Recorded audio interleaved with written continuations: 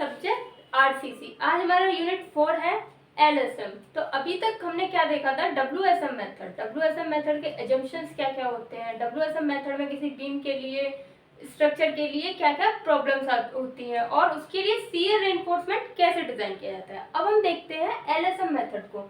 LSM method जो है, IS code ने एलएसएम मेथड को प्रेफर किया है सभी आरसीसी स्ट्रक्चर को डिजाइन करने के लिए। क्यों?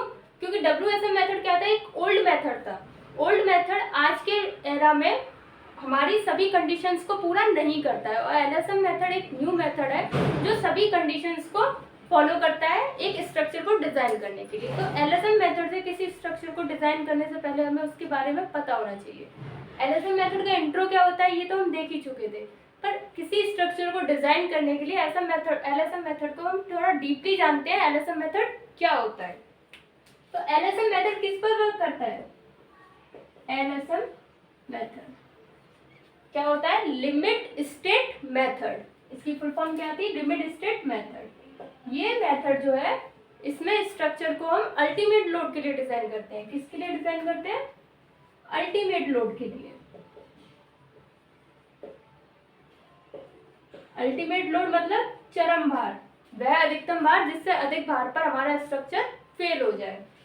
और इस मेथड में होता क्या है, हम अपने स्ट्रक्चर को उसकी एज में जितना भी लोड वर्क करेगा, पूरी एज में जितना स्ट्रक्चर पर वर्क लोड करेगा, लोड जो है वो वर्क करेगा, उसके लिए हम उसे सेफ्टी प्रदान करते हैं। क्या देते हैं? सेफ्टी प्रदान करते हैं। मतलब कि स्ट्रक्चर के सेवा काल में, स्ट्रक्चर के सेवा काल में आने वाले सभी भारों के प्रति, आने वाले सभी भारों के प्रति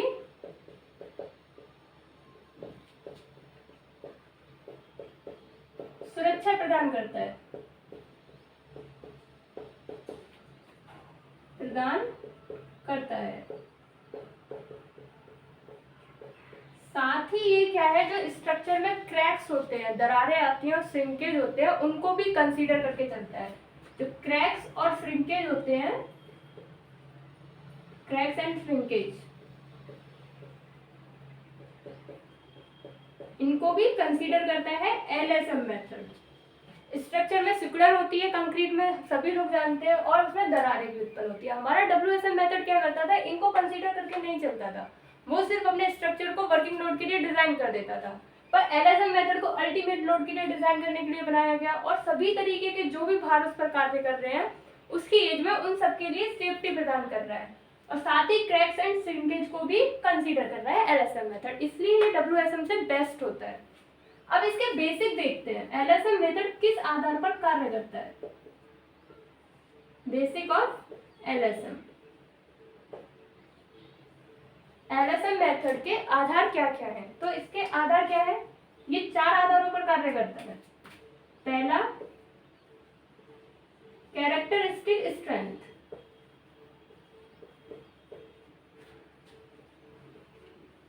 इसको हिंदी में क्या कहते हैं? अभिलाक्षणिक सामर्थ्य।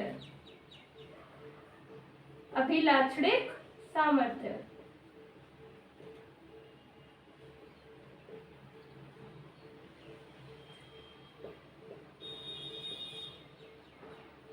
अभिलाषिक सामर्थ्य क्या होती है, हम सीटी में पढ़ चुके थे। कैरेक्टरिस्टिक स्ट्रेंथ क्या होती है? वह स्ट्रेंथ जिससे में कि 5% से ज्यादा सैंपल हमारे फेल ना हो। अभिलाषिक सामर्थ्य वह सामर्थ्य है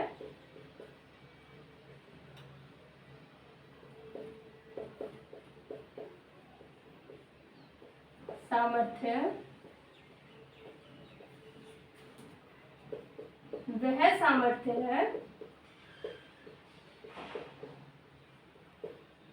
जिसमें 5% से अधिक सैंपल फेल ना हो। सैंपल फेल ना हो, इससे मतलब क्या है? हम अपनी अभिलाषिक सामर्थ्य के लिए एक कंक्रीट का क्यूब बनाते थे।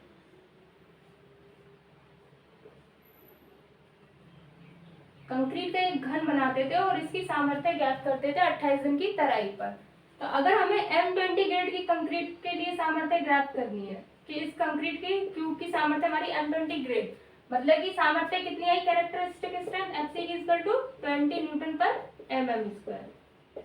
यही होता था, मतलब कि हमने एक 1.5-3 मसाले का कोई घर बनाया, क्यूब बनाया, और उसकी 28 दिन के बाद, 28 दिन तक तराई करने के बाद 28 दिन बाद 28 डेज बाद हमने उसकी क्या चेक करी, CTM पर कंप्रेसिव स्ट्रेंथ, जो कि 20 न्यूटन पर mm² है।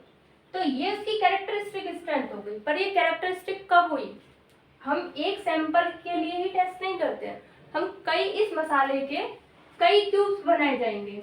मान लीजिए हमने 100 क्यूब सैंपल बनाए, हमने 100 सैंपल बनाए और उनको 28 दिन तक तराई की, उसके बाद सभी की चेक की स्ट्रेंथ CTM पर।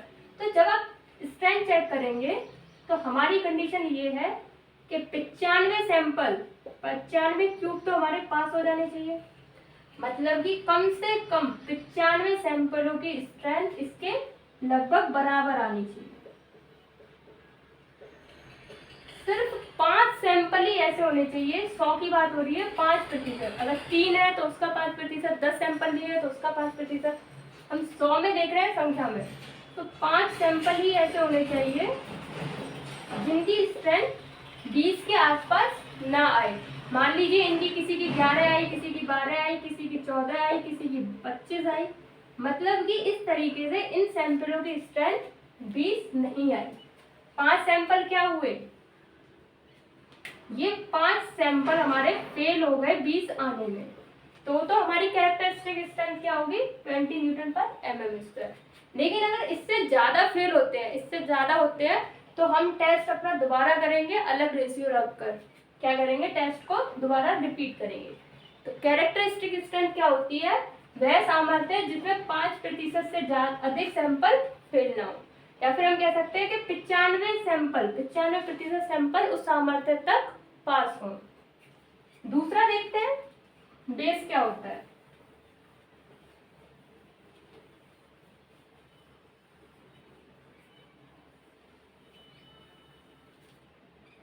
सेकेंड हमारा बेस होता है कैरेक्टरिस्टिक लोड।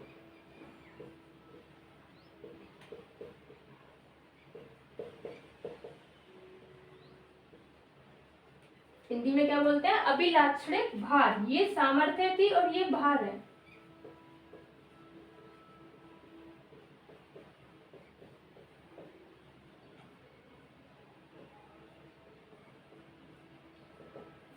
तो कैरेक्टरिस्टिक लोड वह लोड होता है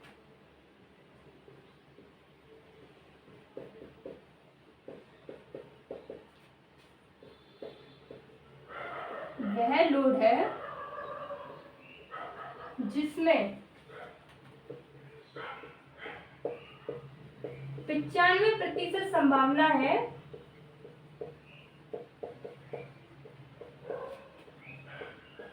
कि इससे ज्यादा लोड स्ट्रक्चर पर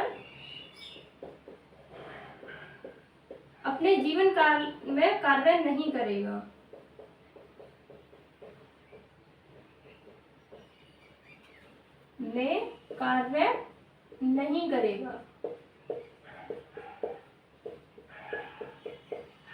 Characteristic load is that load in which 95% possibility is that 5% 95% possibility है कि उससे ज्यादा लोड उस स्ट्रक्चर पर अपनी एज में वर्क नहीं करेगा। ये 95% हम श्योर हैं कि जो लोड हम ले रहे हैं, जो भार है, अभिलाक्षणिक भार, इससे ज्यादा हमारे स्ट्रक्चर पर काम नहीं करेगा। सिर्फ कितनी पॉसिबिलिटी है, केवल 5% संभावना इससे ज्यादा लोड कार्य करने की है।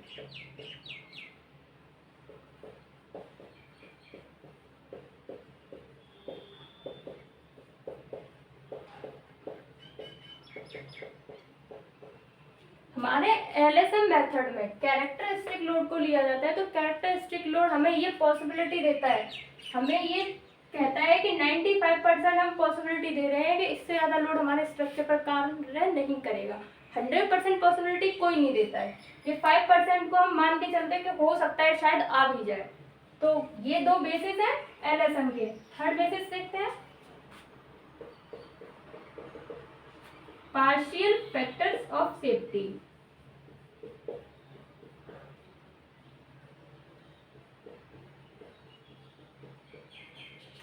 सुरक्षा गुणांक।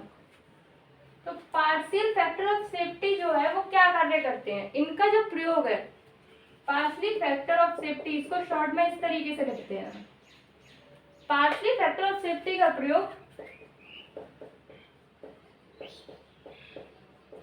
पदार्थ की जो मटेरियल की सामर्थ्य है, मटेरियल की सामर्थ्य को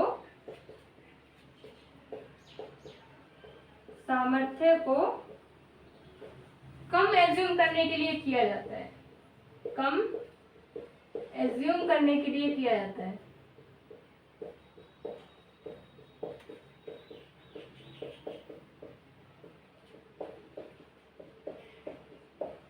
तथा स्ट्रक्चर पर आने वाले लोड को मैक्सिमाइज करने के लिए किया जाता है, तथा स्ट्रक्चर पर आने वाले load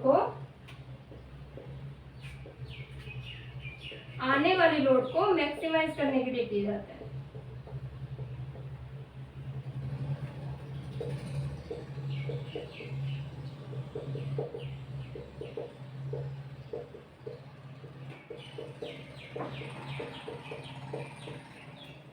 Partial factor of safety is used for minimize the strength of material and maximize the load on structure।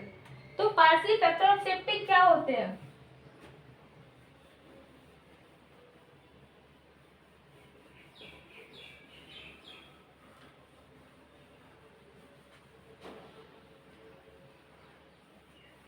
हम पार्शियल फैक्टर ऑफ सेफ्टी की बात कर रहे हैं। तो पदार्थों के लिए मटेरियल क्या क्या है हमारा आरसीसी स्ट्रक्चर में, कंक्रीट और स्टील।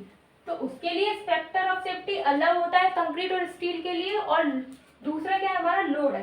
तो पार्शियल फैक्टर ऑफ सेफ्टी जो होता है मटेरियल के लिए,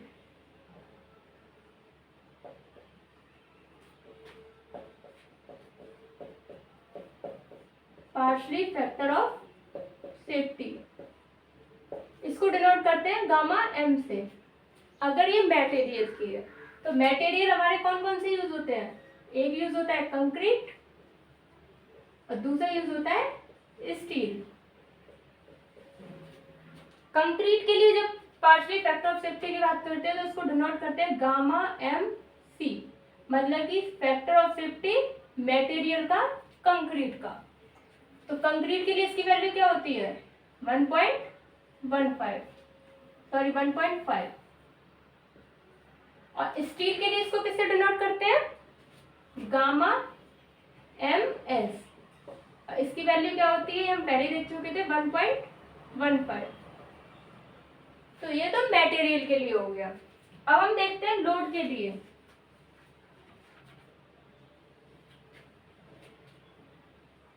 second, partial factor of safety, factor of safety for load, इसको हम बोल देते हैं लोड फैक्टर। तो अगर लोड की बात होती है और पार्शियल फैक्टर ऑफ सेफ्टी याद करना है तब इसको डिनोट करते हैं गामा एफ से। अगर लोड के लिए कर रहे हैं तो गामा एफ, मटेरियल के लिए कर रहे हैं तो गामा एम। तो इसका मान जो होता है डेड लोड और लाइव लोड के लिए गामा एफ इक्वल टू होता है 1.5। जो लोड हम हमारे स्ट्रक्चर पे कार्य करेगा उसमें हम पार्शियल फैक्टर ऑफ सेफ्टी का गुणा कर देते हैं ताकि हमारा जो लोड है वो क्या हो जाए, सेफ हो जाए। और गामा एफ, एफ मतलब लोड के लिए यूज हो रहा है। आईएस कोड में इस फैक्टर की टेबल काफी बड़ी दी हुई है, स्नो लोड के लिए, विंड लोड के लिए, डेड लोड के लिए, लाइव लोड के लिए। हम अपने क्वेश्चनों में इसको लेकर चलेंगे। क्वेश्चन करने के लिए हम डेड लोड और लाइव लोड के लिए partial factor of safety load का लेकर चलेंगे। इसको जो भी लोड होगा उसमें आपको गामा एफ इक्वल टू 1.5 रखना है। अगर स्नो लोड और लाइव लोड आती है तो इसकी आईएस कोड में अलग टेबल है। चौथा देखते हैं, हमारा चौथा क्या है?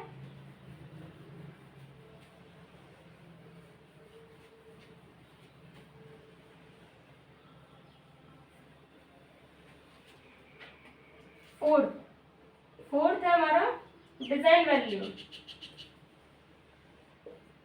फोर्थ बेसिक है डिजाइन वैल्यू, अभिकल्पन मान।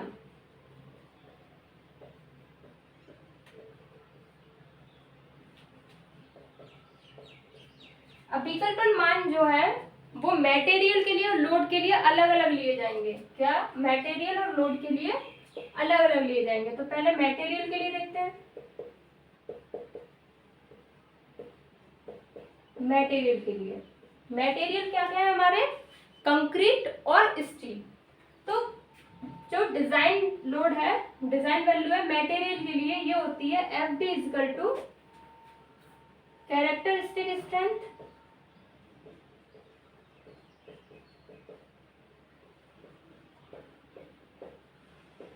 अपॉन में characteristic strength for material upon में partially factor of safety, partially factor of safety. अब हमारे मटेरियल दो है, हमें पता है। अगर पहले कंक्रीट की बात करें, कंक्रीट के लिए एफ डी,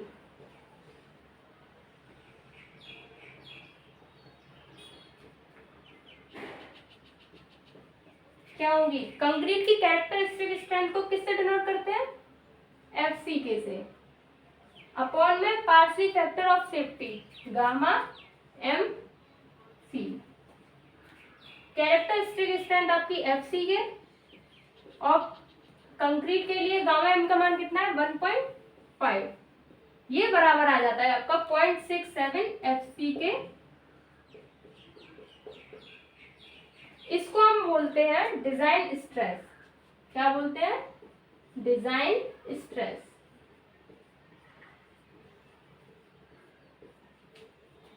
ये जो एफडीसी है ये हमारा डिजाइन स्ट्रेस है, जिसकी वैल्यू कितनी आ गई? 0.67 एफसी के। मतलब कि जो कैरेक्टरिस्टिक स्ट्रेंथ है उसका 67% गुना, 0.67 गुना।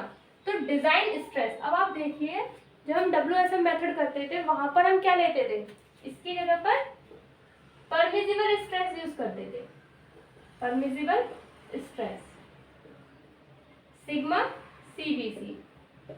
यहाँ पर LSM मेथड में इन दोनों में यही डिफरेंस है कि WSM में हम परमिसिबल स्ट्रेस यूज करते थे, LSM में डिजाइन स्ट्रेस यूज करते हैं। ये जो वैल्यू है ये आप कह सकते हैं सिग्मा CBC की जगह पर है। यहाँ पर sigma CBC sigma ST use नहीं होंगे, LSM में डिजाइन स्ट्रेस यूज होंगे, जिनकी वैल्यू 0.67 FC के कंक्रीट के लिए। यहाँ आपको वैल्यू याद करनी पड़ती थी M20 ग्रेड की, M25 की, M30 की। यहाँ पर आपको क्या करना है? अगर आपकी M20 की कंक्रीट है तो क्या आ जाएगा डिजाइन स्ट्रेस? 0.67 into 20 direct. कोई वैल्यू याद नहीं करनी है, बस ये याद रखना है। 25 की है तो 25 के लिए क्या हो जाएगा? 0.67 इंटू 25। ये इजी मेथड है LSM WSM से थोड़ा और ज्यादा। अब कंक्रीट के लिए देख लिया, स्टील के लिए देखते हैं। स्टील के लिए क्या होती है?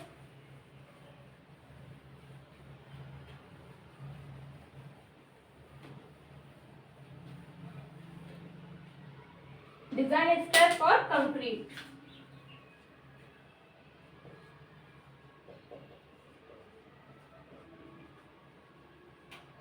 For steel F D equal to क्या होगा? क्या होता है? Characteristic strength for material. तो स्टील के लिए कैरेक्टरिस्टिक स्ट्रेंथ क्या आएगी इसकी? F1 Fy। यही कंक्रीट की स्टील के लिए ग्रेड हुई होती है Fy अपॉन में गामा MS। Fy हमारी ग्रेड है, गामा MS का मान कितना था? 1.15। ये बराबर आ जाता है आपका 0.87 Fy। मतलब कि स्टील के लिए जहां सिग्मा ST का यूज कर रहे थे,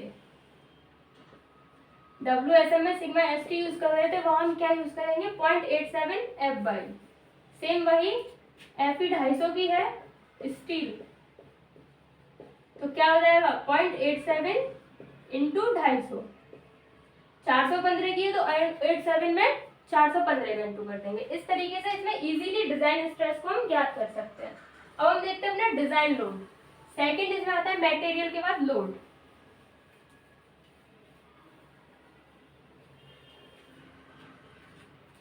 सेकंड है डिजाइन वैल्यूज में डिजाइन लोड। हम अपने एलएसएम मेथड में जो क्वेश्चन में हमें लोड दिया गया होगा, अगर लोड दिया है 100 किलो न्यूटन, तो उसके लिए डिजाइन नहीं करते हैं, हम डिजाइन लोड के लिए डिजाइन करते हैं। डिजाइन लोड इक्वल टू होता है आपका, इसको कैपिटल एफडी से डिनोट करते हैं, कैरेक्टरिस्टिक लोड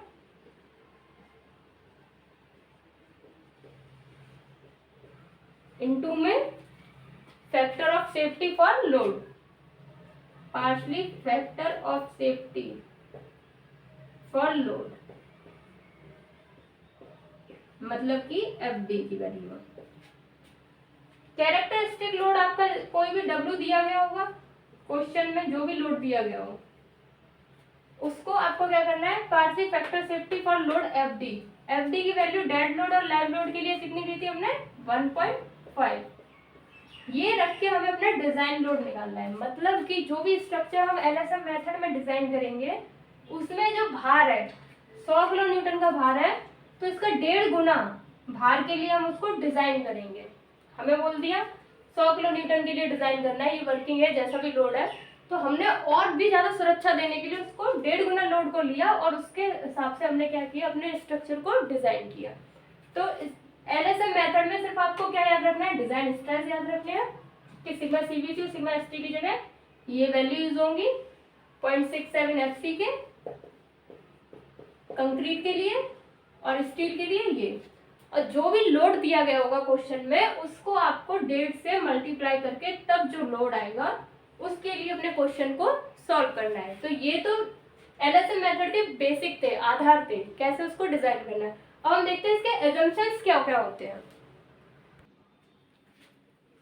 अब हम देखते हैं एजम्पशंस क्या क्या है, मतलब कि एलएसएम मेथड की मान्यताएं क्या क्या है, ये क्या क्या मान के चलता है।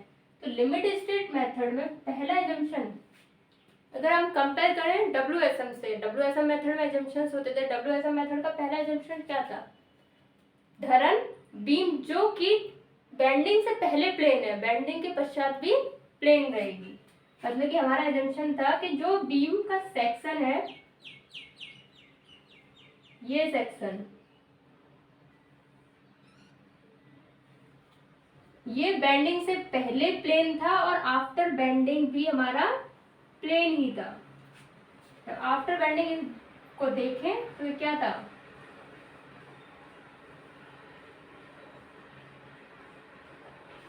इस तरीके से बेंड होती है। तो ये जो चीज पहले सेक्शन ऑफ बीम बेंडिंग से पहले भी क्या था, प्लेन, और बेंडिंग के बाद भी क्या है, प्लेन। तो हमारा पहला एजम्पशन क्या होता है, धरन जो बेंडिंग से पहले प्लेन थी, धरन जो पंकन से पूर्व समतल है, पंकन के पश्चात भी समतल रहेगी।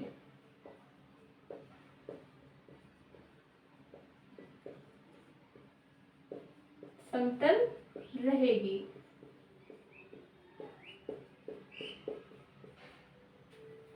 Beam, the section of beam is plane after bending and plane before bending, मतलब कि जो पहले से था वो बाद भी प्लेन रहेगा। सेकंड आपका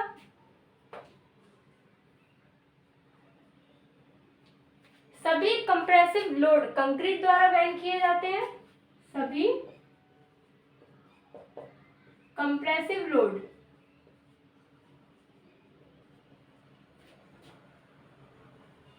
कंक्रीट द्वारा वहन किए जाते हैं।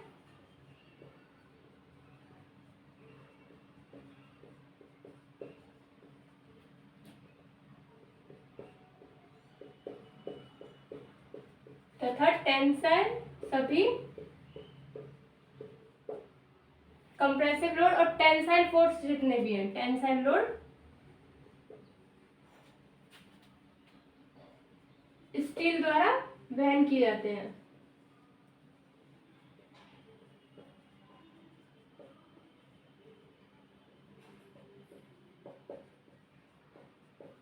लोड की जगह आप फोर्स भी कर सकते हैं, बात एक ही है।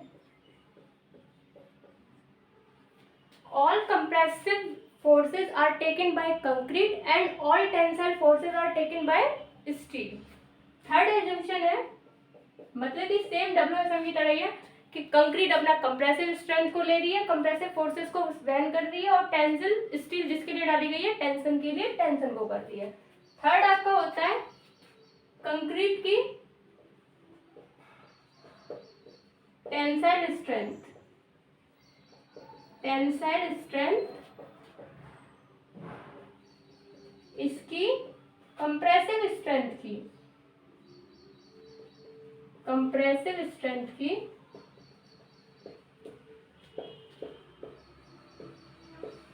10 से 15% होती है।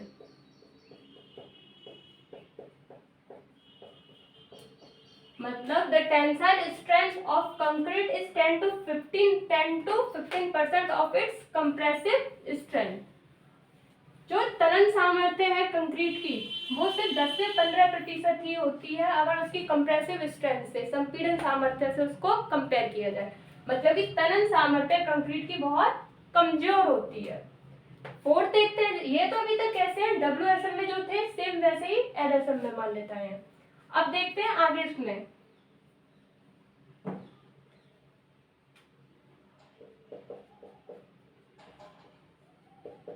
डिजाइन के लिए कंक्रीट की कंप्रेसिव स्ट्रेंथ,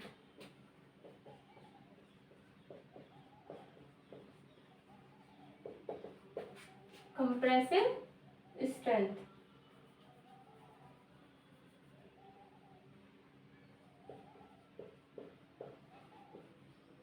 क्या की जाती है, कंप्रेसिव स्ट्रेंथ उसकी कैरेक्टर स्ट्रेंथ की, उसकी कैरेक्टरिस्टिक स्ट्रेंथ की, स्ट्रेंथ की 0.67 गुना दी जाती है। अभी हमने देखा था तो डिजाइन के लिए जो कंक्रीट की स्ट्रेंथ थी वो क्या आई थी, डिजाइन स्ट्रेंथ 0.67 FCK यही आई थी। तो LSM क्या मान के चल रहा है कि डिजाइन के लिए कंक्रीट की जो संपीड़न सामर्थ्य है वो उसके अभिलाषी सामर्थ्य का 0.67 गुना ली जाती है। सिर्फ इसी चीज को उन्होंने लैंग्वेज में लिखा है और कुछ नहीं है। तथा इस सामर्थ्य को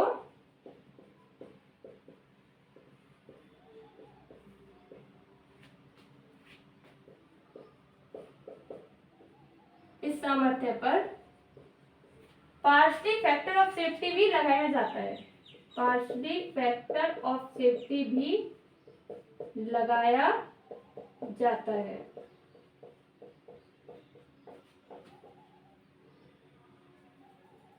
अभी तक आपकी डिजाइन स्ट्रेंथ कितनी आई थी, ये ली थी हमने। डिजाइन स्ट्रेस जो था वो क्या लिया था हमने, 0.67 FCK।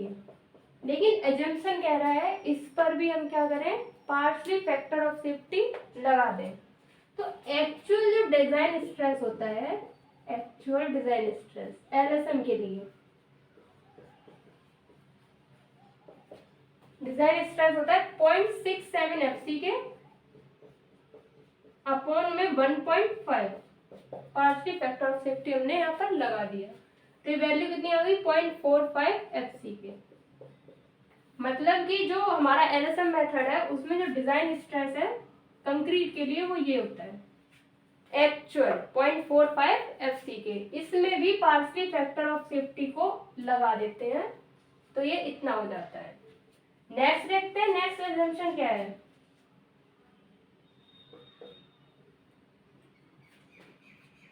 अधिकतम विकृति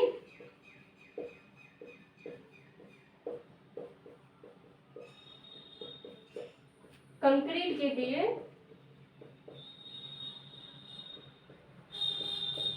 सबसे दूर वाले रेसे के लिए, सबसे दूर वाले रेसे के लिए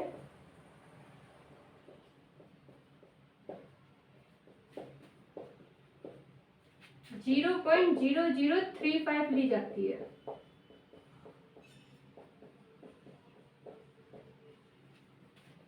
maximum strain in concrete from its extreme fibre of concrete is 0.0035। मतलब कि कंक्रीट के एक्सट्रीम फाइबर से मैक्सिमम स्ट्रेन कंक्रीट का 0.0035 कंसीडर किया जाता है। अब इसका नेक्स्ट अजम्पशन देखते हैं। नेक्स्ट अजम्पशन क्या है? 5, 6।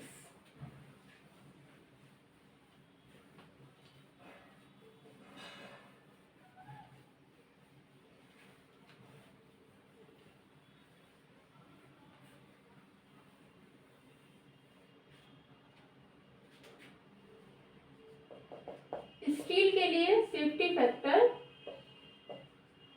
पार्शली फैक्टर ऑफ सेफ्टी कितना लिया जाता है? 1.15 लिया जाता है। ये हमारा एजम्पशन है, लिया जाता है। Partially factor of safety for steel is taken 1.15। Next देखते हैं। फेलियर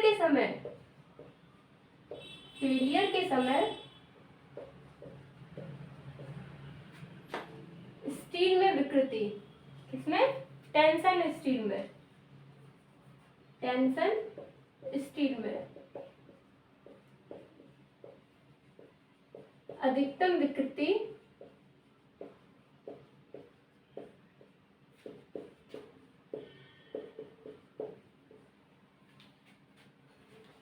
0.002 प्लस 0.87 F/ES से कम नहीं होनी चाहिए, से कम नहीं होनी चाहिए। Maximum strain in tension steel is should not be less than 0.002 plus 0.87 F/ES at time of failure. तो ये विकृति को देखें। अगर हम कंक्रीट की विकृति की बात करें, इसका स्ट्रेन डायग्राम देखें। स्ट्रेन डायग्राम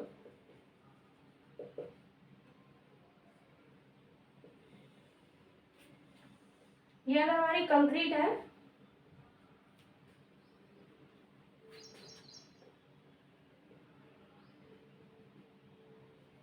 .002 कंक्रीट के लिए दूर वाले, सबसे दूर वाले रेसे पे विकृति कितनी थी? अधिकतम विकृति 0.0035। तो ये क्या होता है? हमारी जो कैरेक्टरिस्टिक स्ट्रेंथ होती है वो कुछ इस तरीके से होती है।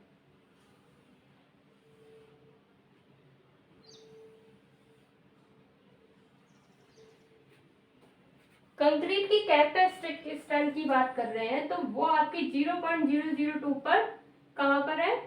अगर हम 0.0035 पर देखें तो ये है FCK, कंक्रीट की कैरेक्टरिस्टिक स्ट्रेंथ। लेकिन LSM मेथड में हमने क्या किया था? इसको डिवाइड कर दिया था 1.5 से। किससे? 0.67 FCK कर दिया था 1.5 से, पार्शियल फैक्टर ऑफ सेफ्टी से डिवाइड करके। तब इसकी जो स्ट्रेंथ है वो यहाँ आई, मतलब कि इसमें जो विकृति है कम हो गई। अब हमने क्या किया? एक्चुअल डिजाइन स्ट्रेस क्या किया था? इसको भी हमने क्या किया था? 0.67 FCK को डिवाइड कर दिया था 1.5 से, मतलब कि 0.45 FCK। तो जितना हमने इसको कम किया उतनी हमारी विकृति क्या है? लो हो गई। तो 0.0035 पर हमारा ये इस तरीके से बनता है। यहीं पर स्टील की बात करें,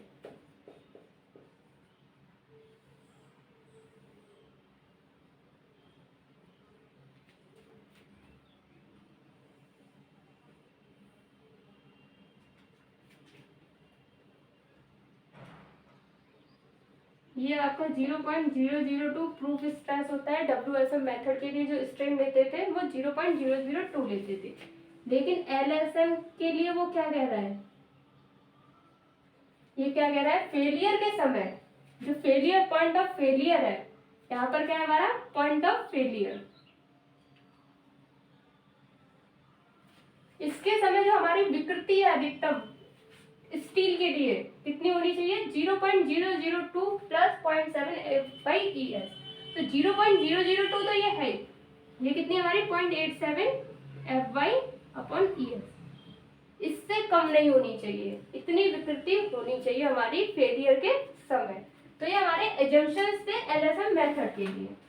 अब हम जरा देखते हैं अपने क्वेश्चंस को कि इसमें भी वही चीज है, स्ट्रक्चर है, तो उसके लिए क्रिटिकल एक्सिस, न्यूट्रल एक्सिस फॉर्मूले हम कैसे फाइंड करते हैं।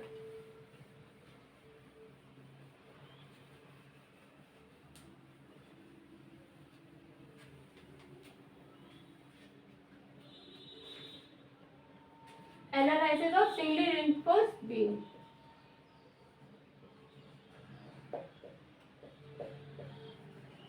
किसके लिए कर रहे हैं हम, एलएसएम में, reinforced beam.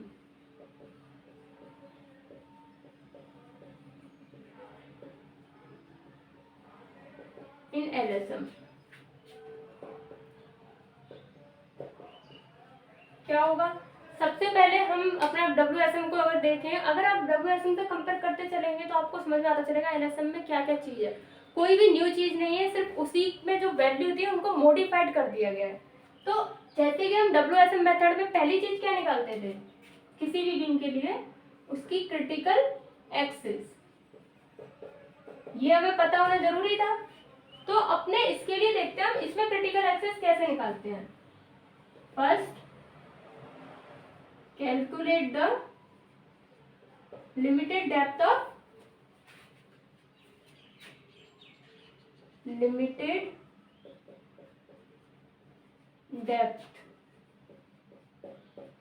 of neutral axis,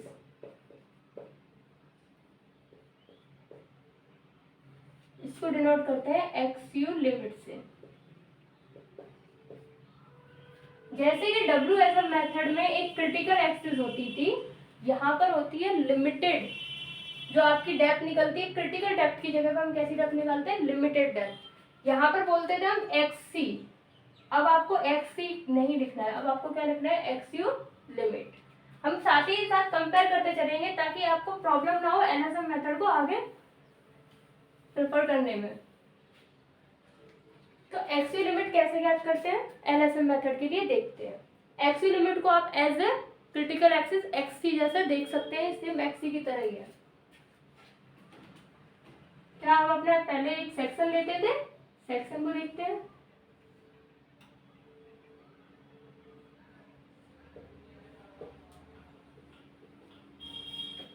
ये हमारी ये कोई बीम है,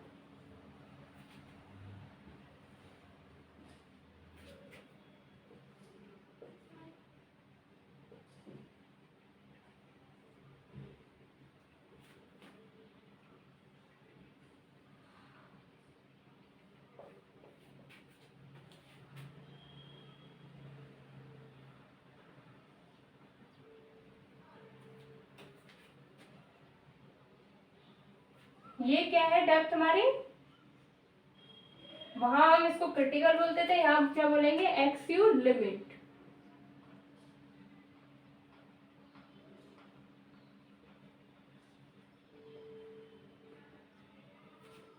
अब यहाँ पर कोई भी सिग्मा CBC सिग्मा ST जैसा खेल नहीं है एलएसएम मेथड में, इसमें हम सीधे स्ट्रेन से देखते हैं। तो हमारा कंक्रीट में स्ट्रेन कितना था, 0.0035। ये अभी हमने अपने एजम्पशन से पता किया कि कंक्रीट के एक्सट्रीम फाइबर में दूर वाले किनारे का जो अधिकतम विकृति है वो 0.0035 है। स्टील के लिए कितनी थी, 0.002 प्लस 0.87 FY/ES। ये वैल्यू हमें स्ट्रेन की पता हुआ है, हम अब स्ट्रेन से ही क्या कर सकते हैं, अपने सारे फॉर्मूले को सॉल्व कर सकते हैं।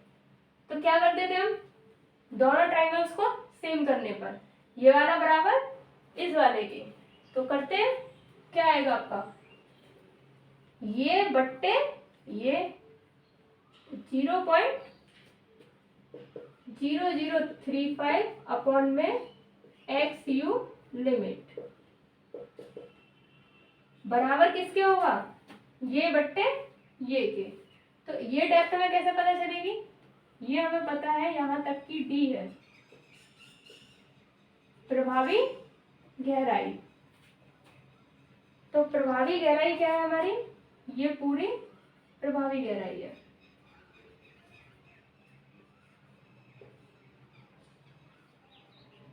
तो ये एक्स यू लिमिट है, तो ये कितनी हो गई, डी में से माइनस कर दीजिए एक्स यू लिमिट को। तो ये डिस्टेंस कितना आ गया आपका, D minus X U limit. तो ये बराबर किसके होगा, बट्टे इसके 0.002 प्लस में 0.87 F Y upon E S upon में D minus X U limit.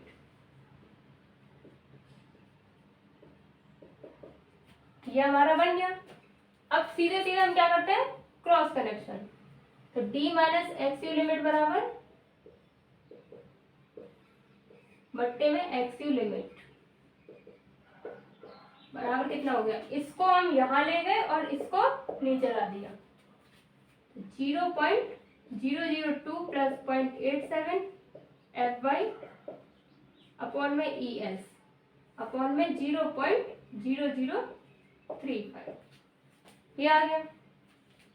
अब क्या करना है आपको, हम क्या करते हैं, एक्स यू लिमिट को डिवाइड करना है दोनों में। आप इसको उल्टा कर दीजिए, क्या कर दीजिए, उल्टा। एक्स यू लिमिट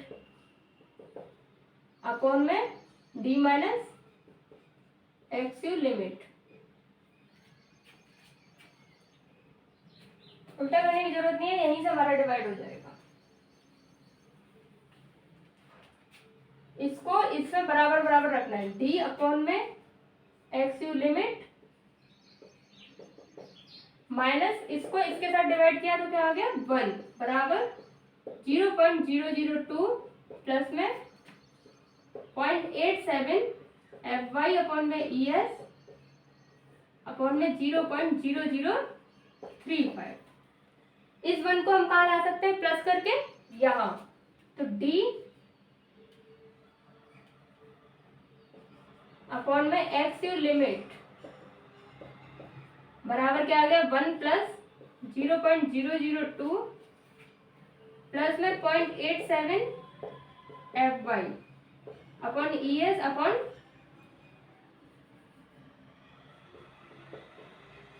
0.0035 ये आ गया।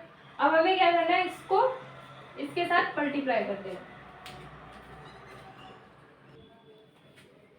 तो इसका इंटू यहां से यहां करेंगे तो ये क्या होगा, ये इस तरह से सॉल्व करने पर d अपॉन में एक्स यू लिमिट बराबर, जब आप इसको सॉल्व करेंगे तो इसकी वैल्यू आपकी आएगी 0.0055 0.0055 प्लस में आपका क्या है 0.87 एफ वाई अपॉन में ई एस अपॉन 0.0035।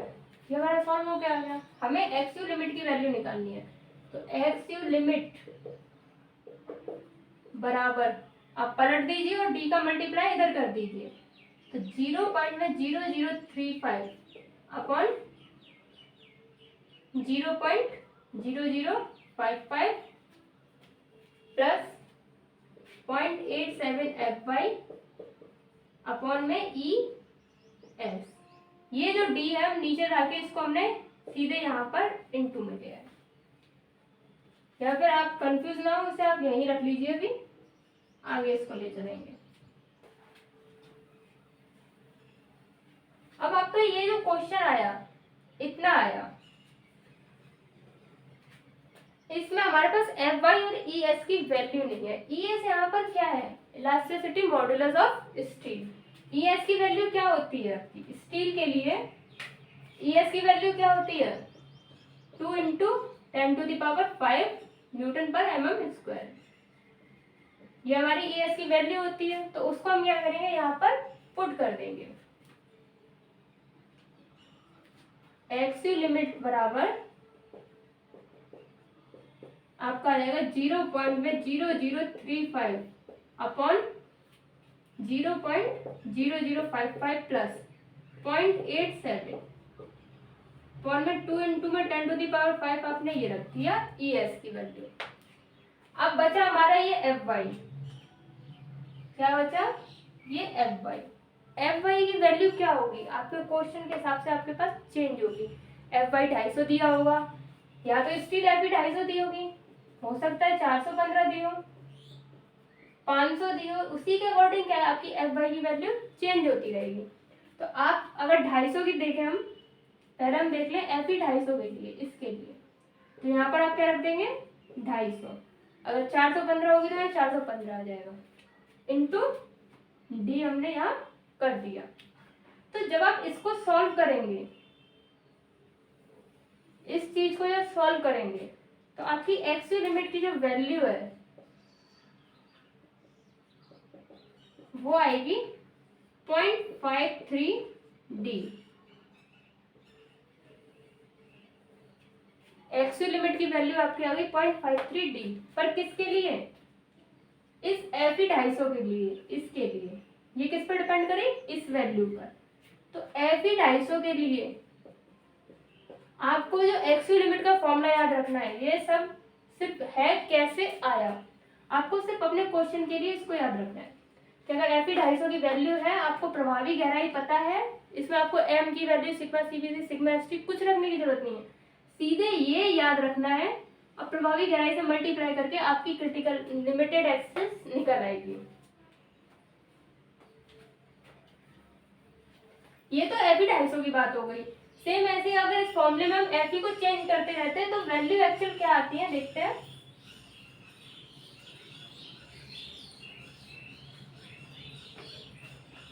FY 250 के लिए आपको ये वैल्यू याद रखनी है, और यहीं अगर आपकी FY 415 हो, FY 415, तब आपकी जो XU की वैल्यू आती है, XU लिमिट की, वो होती है 0.48D।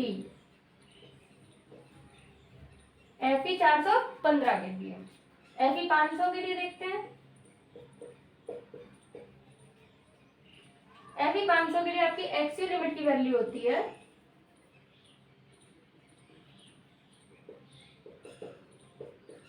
0.46D। FY 550 की बात करें, FY 550 की, तब आपकी ये वैल्यू होती है XU लिमिट बराबर 0.44D। आपको इन वैल्यू को याद रखना है, वैल्यू को याद करते वक्त कुछ नहीं करना है, सिर्फ आपको देखना है 250 की थी तो 0.53 थी, 415 की में 0.48, 500 हो गई, मतलब कि बढ़ गई 2 और पॉइंट घटा दीजिए, और बढ़ गई 0.2 और घटा दीजिए। तो ये वैल्यू आपको कैसे याद रखनी है, 53, 48, 46, 44।